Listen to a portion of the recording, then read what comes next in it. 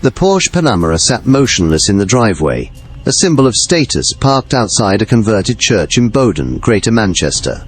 Inside the luxury apartment, the aesthetic was minimalist, spotless, and expensive. But at 6:03 a.m., the silence was shattered. Aram Sheibani, still in bed, heard the heavy thud of the enforcer ram against his front door. He did not freeze, he did not scream. While most men would panic in the face of a tactical raid, Sheibani calculated. Before the Greater Manchester police could fully breach the hallway, he was already in the bathroom. He was not looking for a weapon to fight back. He was trying to execute a digital suicide. The device in his hand was not a standard smartphone. It was military-grade encryption hardware, likely an EncroChat device, designed to be wiped remotely or destroyed physically. He smashed it against the porcelain, forcing the shattered remains down the toilet. The panic was sharp, but silent. Men like Sheibani believed that if you destroy the data, you destroy the crime. He thought the silence would save him, but as the officers flooded the hallway and secured the premises, the physical reality of his life began to scream what his phone could no longer hide. Inside the pristine walls of his high-end sanctuary, police uncovered the chaotic infrastructure of a global drug empire. They found stacks of vacuum-sealed cash, blocks of high-purity cocaine, and recovery codes for cryptocurrency wallets tucked inside safes. On the wall hung an original Andy Warhol, a piece of high culture bought with dirty money. It was a luxury home masking a logistical hub. This is the story of how one of Britain's most elusive kingpins built a criminal dynasty in the shadows, only to lose it all in a single Tuesday morning. To the outside world, and specifically to the banks, Sheibani appeared to be a man of impeccable standing. He had clear credit, pristine paperwork, and a property portfolio spanning Manchester, London, and overseas. On paper, he was a successful property developer and a high-net-worth individual, but investigators soon discovered that this persona was a ghost. There was absolutely nothing behind it. No company income, no dividends, and critically, almost zero tax footprint. Between 1999 and 2010, Sheibani declared earnings only 5 times. And every single one of those declarations was conveniently linked to a mortgage application. He was a phantom in the fiscal system. Every piece of paper used to justify his wealth was a fabrication. He utilized forged documents, doctored payslips, fake bank statements, and falsified P60 forms to construct a reality that did not exist. He even invented job titles to suit the specific requirements of lenders. For a while, this house of cards stood firm. He convinced banks to hand over 6-figure loans again and again, utilizing the banking system's own bureaucracy against itself. He would remortgage existing homes to release equity money that did not really belong to him, and then reinvest that liquid cash into new properties, constantly shifting assets between addresses in Manchester, London, and the sunny coast of Spain. But what looked like aggressive portfolio growth was actually concealment. Most of the luxury homes Aram Sheibani acquired were not even in his own name. To the casual observer or a standard credit check, his footprint was deceptively small. Instead, Sheibani utilized a technique known in financial crime circles as the use of nominees. He recruited friends, distant relatives, and associates, people with clean credit histories, but no clear connection to his illicit activities, to act as the legal purchasers on his behalf. These nominees would sign the deeds and take out the mortgages, effectively acting as human shields against financial scrutiny. But the scheme did not end with the purchase. That was just the entry point. Once the property was secured and the dust had settled, the ownership would inevitably shift. Later, those same properties would be transferred back to Sheibani, legally signed over without a single penny changing hands. The land registry documents would show a change in ownership, but the bank accounts showed zero movement of capital. This was financial camouflage at its most audacious. The trail was messy by design, a deliberate chaos intended to exhaust any auditor trying to follow the money. No two deals followed the exact same pattern, preventing algorithms from flagging his activities. Sometimes, he bought properties outright with untraceable cash, dumping dirty money directly into brick and mortar. Other times, he utilized third-party loans backed by those forged income records, layering debt to create the illusion of legitimate leverage. One specific transaction highlighted the sheer scale of this operation. A flat in Kensington, one of London's most expensive boroughs, valued at over £1.7 million. As Elon, was handed to him without a recorded payment. Another property was held briefly in a nominee's name before being quietly re-registered to a shell company he controlled. Detectives later described this method as laundering through architecture. In this world, a building is not a home.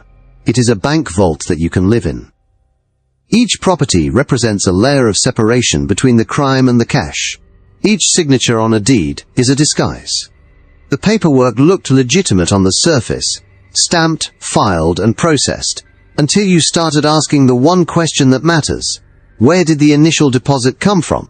When the Greater Manchester Police's financial team finally pulled the thread, the entire tapestry began to unravel. By 2019, Sheibani held over £5 million in property assets.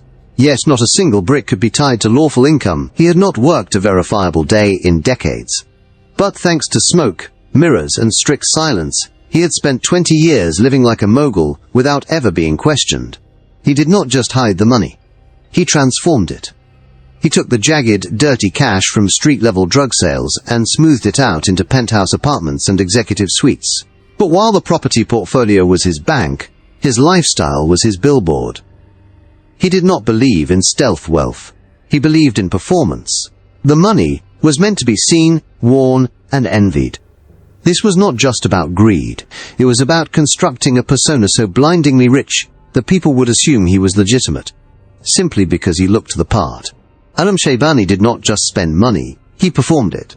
His entire existence was a carefully curated exhibition of wealth, designed to dazzle and distract.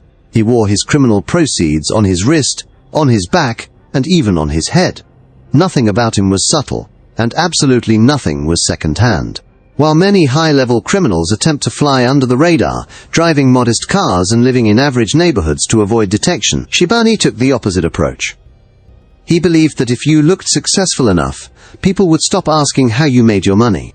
In Ibiza, he did not just book a hotel room, he rented luxury villas and posted photos from the decks of private yachts. In Los Angeles, vanity came with a staggering price tag. He paid approximately £45,000, nearly $60,000 at the time, for a single hair transplant procedure. He flew to Istanbul for further cosmetic work, having veneers fitted and booking surgeries paid for entirely in cash. Every incision and every follicle was part of the image, youthful, confident, and untouchable. To strangers scrolling through his social media, he was just a guy doing incredibly well. To his friends, he offered vague explanations about property development, currency trading, or high-stakes investments. But the numbers never added up. There were no visible business operations, no office addresses, and no public footprint. There was just wealth, constant shifting, and unexplained. He drove a Porsche Panamera and kept 2 Bentleys in rotation. He holidayed in Dubai, Amsterdam, and Marbella, moving between the playgrounds of the global elite. But perhaps the most sophisticated part of his spending was his taste in art. When police raided his flats, they found the walls adorned with original pieces by Banksy and Andy Warhol. These were not cheap prints bought from a museum gift shop. They were gallery-grade pieces worth tens of thousands of pounds. To Sheibani, this was not just interior design. It was another form of laundering. High-value art is unregulated, portable, and holds its value, making it the perfect vehicle for storing dirty cash in plain sight. His lifestyle was more than indulgent. It was strategic. His online presence was a masterclass in deception. Photos were selected with the eye of an art director. Designer labels were always visible, positioned just so. Faces were often carefully cropped out to protect the identities of his associates. He posted from rooftops, beach clubs, and hotel balconies. Never boardrooms, never construction sites, never a place of work. To investigators analyzing his digital footprint, it was clearly a mask, but a very effective one. For years, this lifestyle convinced lenders, neighbors, and even close friends that Sheibani was a legitimate businessman. The logic was simple: no one living this loudly could possibly be running from the law. But while the public was mesmerized by the show, detectives were already backstage, taking notes. They were not just watching his spending, they were mapping it. They began to match every first-class flight, every 5-star hotel booking, and every luxury car rental to the cash flow underneath. The deeper they looked, the more obvious the disconnect became. The life he had built was not made of hard-earned success. It was constructed from cover stories, plastic surgery, and class of drug profits. The money had to come from somewhere, And finally, a break in his digital pattern pointed them to the source. The money had to come from somewhere, but for the longest time, Aram Sheibani's digital trail seemed to lead nowhere. Between 2012 and 2015, his passport was stamped frequently, painting a picture of a man addicted to the high life. He traveled to Dubai, Amsterdam, and Ibiza destinations, synonymous with wealth, partying, and excess. During these trips, his digital footprint was loud. He posted incessantly, tagging exclusive clubs, flaunting his location, and broadcasting his presence to the world. But amidst this noise, one trip stood out like a black hole in the data. In December 2013, Sheibani flew to Colombia. Unlike every other destination on his itinerary, this trip was shrouded in absolute digital darkness. There were no selfies from the balcony, no tagged nightclubs, no airport check-ins, and no flexing for his followers. For a man who documented his life with the obsession of an influencer, this sudden silence was deafening. Detectives noticed the gap immediately. In the world of intelligence, the absence of data is often more telling than the data itself. Colombia was not just another holiday spot for a Manchester lad. In the context of the global drug trade, it is the source. It is a country long associated with the highest purity of cocaine and the beginning of the global export supply chain. Investigators could not follow the money through the encrypted banking apps, but they could follow the silence. While Sheibani used encrypted chats, burner phones, and offline transfers to muddy the waters, geography told its own unshakable story. He was not flying to South America to party. He was there to build relationships. He was setting up import lines, shaking hands with suppliers, and establishing the kind of contacts that do not want their faces on Instagram. This trip marked his graduation from a local player to an international trafficker. Officers would later link this specific travel window to a series of high-volume, industrial purchases made back in the UK. They discovered receipts for heavy-duty packaging materials, industrial vacuum sealers, and large quantities of acetone. To the uninitiated, these might look like random hardware supplies. To a narcotics detective, they are the tools of the wholesale trade. Acetone is commonly used to break down cocaine and repress it, allowing traffickers to cut the product with adulterants, before resealing it into bricks that look like they came straight from the cartel. Sheibani was not standing on a street corner selling gram bags to users. He was dealing in tons. He was the logistical bridge between the producers in South America and the streets of Great Britain. The industrial sealers proved he was processing drugs at a factory scale, packaging them for lower-level distributors who would take the actual risk of street sales. Colombia was just one point on the map, but it changed the way the law viewed him. He was no longer just a suspect with unexplained wealth. He was a high-value target sitting at the top of the food chain. The detectives now knew what he was. They just needed to wait for the perfect moment to prove it. That moment arrived on a Tuesday morning in April, when the silence he had carefully cultivated was finally broken by the sound of a battering ram. The physical raids stripped away the theater of Aram Sheibani's life, but they were only the opening move. While Sheibani sat in a cell, maintaining his characteristic silence, the Greater Manchester Police launched one of the most complex digital forensic investigations in their history. The drugs and cash were the smoking gun, but the digital trail was the ballistic report that would link the weapon to the shooter. Investigators pulled together over 1 million individual documents. They combed through online shopping histories, cross-referenced flight manifests with hotel IP addresses, and analyzed duplicate email accounts that Sheibani thought were secure. Central to this digital dismantling was the discovery of his crypto operations. Sheibani operated under the alias Iron Key, utilizing a recovery phrase that granted access to over £1.5 million in digital currency. Although he had smashed his primary encrochat device and flushed it, and even though he steadfastly refused to provide pins or passwords for the remaining electronics, it did not matter. The investigation had moved beyond the need for his cooperation. Detectives found backup files, receipts, and seed phrases written on scraps of paper that bypassed his digital locks. They traced transfers routed through shell accounts and linked insurance policies on nominee properties directly to his personal bank cards. The evidence painted a picture of a man who thought he could outsmart the system through complexity. In 2 separate incidents at UK airports, he had been stopped carrying more than £42,000 in undeclared currency. At the time, he claimed it was travel money, a plausible excuse for a wealthy globetrotter.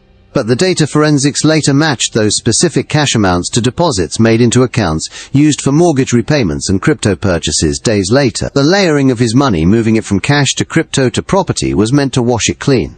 But the police simply reversed the flow, turning the cycle of laundering into a chain of evidence.